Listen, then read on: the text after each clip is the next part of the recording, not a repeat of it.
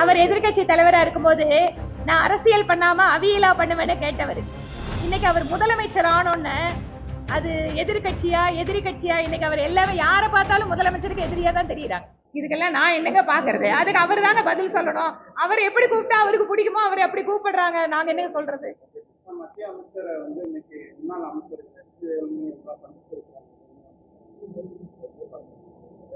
அண்ணா திராவிட முன்னேற்ற கழகத்தினுடைய முன்னாள் அமைச்சர்கள், இந்நாள் தலைவர்கள், எங்களுடைய மத்திய அமைச்சர்களை சந்திப்பதில் ஏதாவது பிரச்சனை இருக்கா? எந்த பிரச்சனையும் கிடையாது. நாங்க எல்லாம் கூட்டணியில் இருக்கோம்.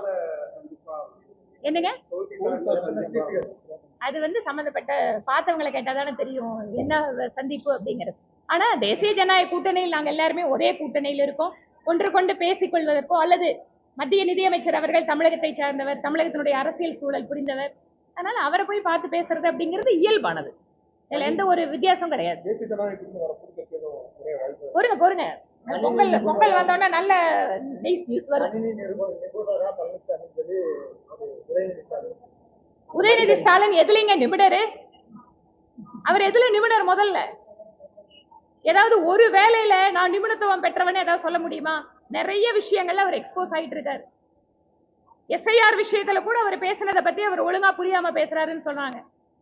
அதனால இன்றைக்கு தேசிய ஜனநாயக கூட்டணி தலைவர்களை விமர்சிக்கிறதுக்கு, அவங்களோட தோல்விகளை மறைக்கிறதுக்கு இந்த மாதிரி ஏதாவது ஒரு விமர்சனத்தை முன்வைக்கிறார். அவர் எந்த நிபுணத்துவம் பெற்று துணை முதல்வராய் நிற்கிருக்காரு? அவருக்கு ஏதாவது நிபுணத்துவம்? தன்னுடைய அந்த கோபாலபுர குடும்ப வாரிசு அப்படிங்கிற ஒரு வாரிசு அந்த வாரிசா பிறந்ததை தவிர அவருக்கு வேற ஏதாவது துணை முதலமைச்சர் ஆவருக்கு இவருக்கு சிறந்த தகுதி இருக்கு அப்படின்னு இருக்கா? எதுவுமே இல்லை. அந்த குடும்பத்துல பிறந்தாரு, அதனால இன்னைக்கு வந்து அவருக்கு வந்து அந்த வரிசை கிடைக்குது, நாக்காளி கிடைக்குது. அவரை விட சீனியர் தலைவர்கள் அந்த கட்சிக்கு தியாகம் பண்ணவங்க எல்லாம் வந்து இவருக்கு சேர் எடுத்து போடுற சூழல்ல இருக்குது.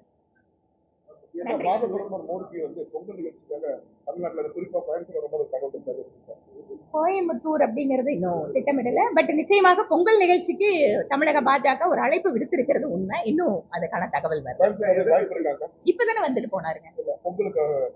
இல்ல பொங்கலுக்காக கோயம்புத்தூர் இல்ல, வேற ஊர்களுக்கு இருக்கலாம்.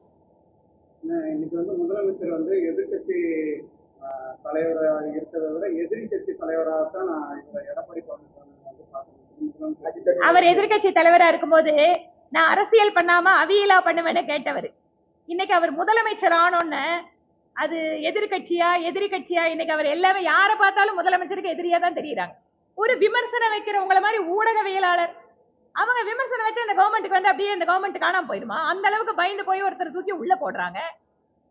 சமூக ஊடகத்துல ஒரு விமர்சனம் போட்டு உடனே தூக்கி அரெஸ்ட் பண்றாங்க. அப்ப எந்த அளவுக்கு முதல்வர் என்னமோ சொல்லுவாங்கல்ல, அரண்டவன் கண்ணுக்கு இருண்டதெல்லாம் பேய்ங்கிற மாதிரி இன்றைக்கு முதலமைச்சர் யாரை பார்த்தாலும் எதிரியாக பார்க்கக்கூடிய ஒரு மனநிலைக்கு வந்து விட்டார்.